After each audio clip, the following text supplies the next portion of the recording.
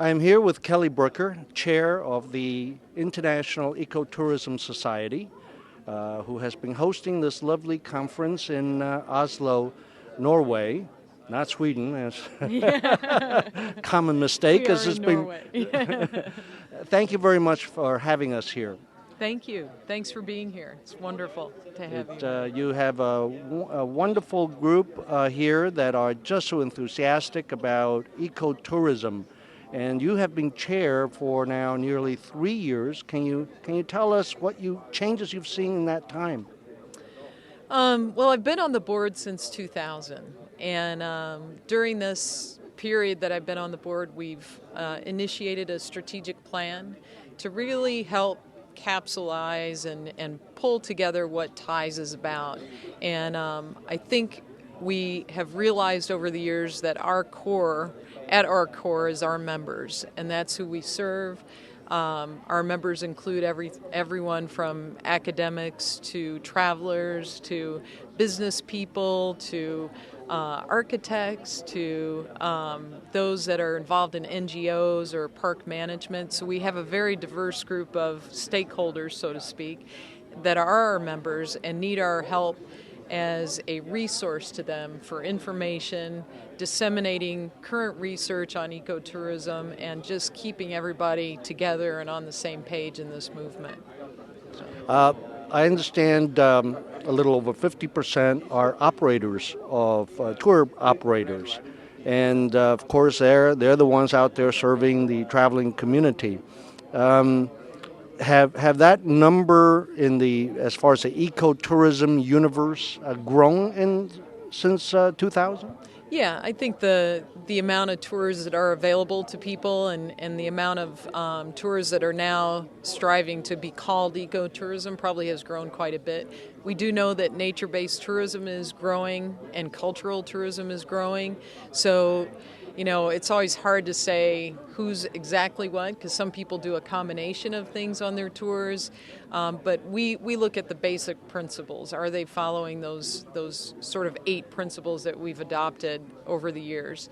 And whether or not they call themselves ecotourism, a lot of tour operators are striving for sustainability.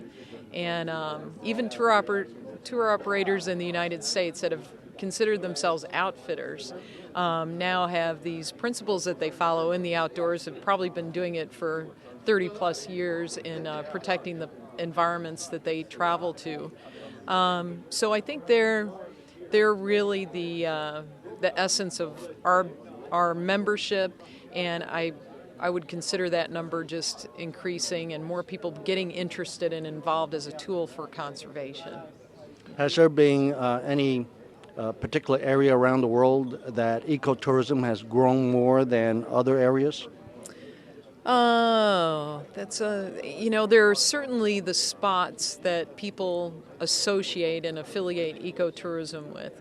I think there are new areas opening up. Bhutan, for example, is an area that has limited amount of tourists that are coming in but are very interested in sustainable development. I think, there are countries like Fiji that are starting to expand ecotourism as a national policy to help rural communities find other alternatives for economic development and maintain their natural areas that they have in the hinterland. So there are places that have typically been considered either remote adventure travel or sun, sand, sea kinds of destinations that are looking for an alternative. So you do see places like that coming up. There's the icons out there. There's Australia. There is Costa Rica that everybody affiliates nature-based tourism with. Africa, the African nations that have had wildlife tourism for years and years, probably some of the oldest wildlife tourism, is now looking at this whole idea of community-based and sustainable development with the communities that surround their national parks. So, I think we're seeing a shift, new forms of tourism developing in classic tourist destinations.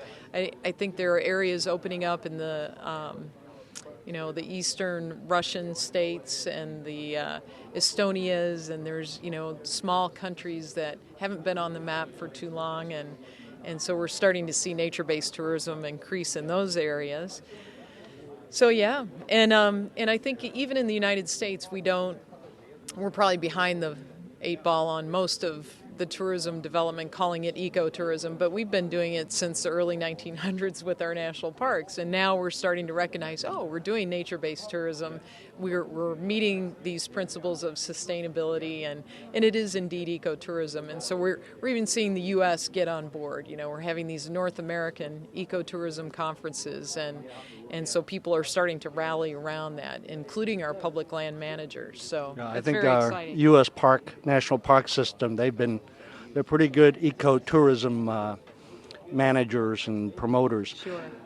Try to explain to me, actually, clarify a couple of things out there. We have ecotourism.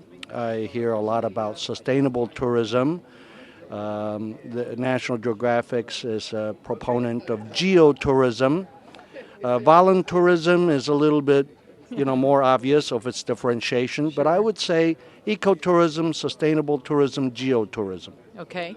Well, geotourism is a relatively new concept that really looks at an integrated approach to culture, to nature, to geology, geography, everything that's in a destination. So it's the whole package. It's everything there. I think when we talk about sustainable tourism, we're talking about applying really the principles that came from ecotourism to all tourism development. So it could be a hotel, it could be a theme park, but are they applying these principles of sustainability?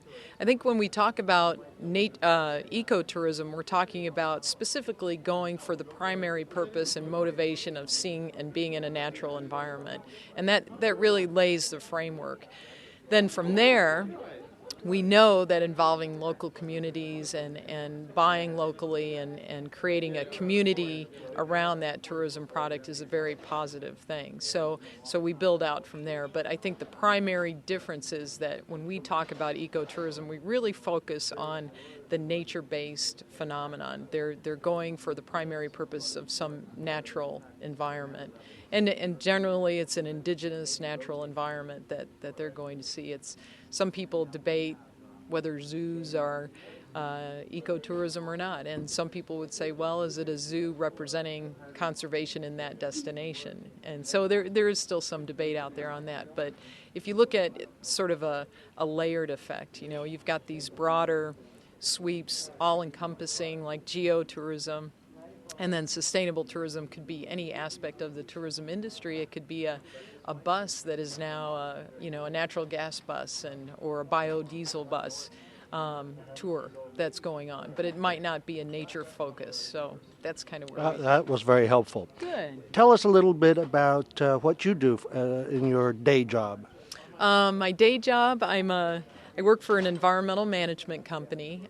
We do social science research for alternative energy, so hydro, wind, wave, and I do the recreation surveys and land use issues and deal with stakeholders, and so that's what I do during the day. I also teach part-time at Cal Poly. I've been a professor, an academic. We have a business in Fiji called Rivers Fiji, which is an ecotourism product, which we're very proud of. So I don't deal with that necessarily on a daily basis, but definitely still involved in working with that as well. So I wear a lot of hats. Biofuel, is that part of the things you're involved with? No, Research? it's mostly hydro, wind, and wave energy so we do a lot of the licensing and permitting surrounding those. And generally they want to find out about, well, what's the impact on the community? Who's recreating in these areas? Because oftentimes they're areas of high recreation value. So, of course, Cal Poly is our U.S.'s top science and engineering university. To what degree is U.S. Ahead in the research in those fields? We're leading the way in some of the technology. I mean, certainly places like Norway are a leader in engineering for some of this activity, but the U.S. is starting to take charge and probably second or third in the global markets for wave energy. Wind has been around in several countries, and we're kind of picking that up to some degree. But I would say that, we may not be the best, but we're certainly probably one of the largest users of energy and looking for alternatives all the time. So, in terms of federal government investment in the U.S. In that area for the last 7 years under the Bush administration, has that stayed the same, increased, decreased? I'm not sure. I couldn't comment too much on that. I know that our funding for our national parks has laxed over the years, and just talking with park rangers. But there is a light at the end of the tunnel, and they're seeing some new funding initiatives happening, and the national parks are taking on an initiative whereby they're involving tour operators, training them in interpretive practices so that the message from the national parks can be consistent, and that all tourists get a good interpretive experience when they come to the national parks, whether it's from a park ranger or a tour operator operating in the national parks. So that's very exciting. So there is a new wave of funding and a new wave of importance being placed on interpretation in the national parks. Great. Thank you very much. You're welcome.